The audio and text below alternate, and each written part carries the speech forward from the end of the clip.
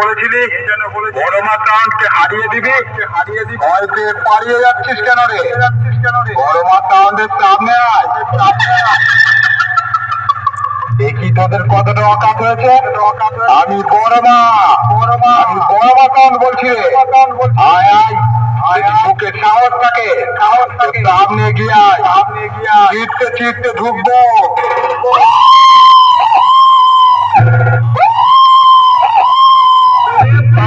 চুল কালো করে কলম যে ওই মাকে নোংরা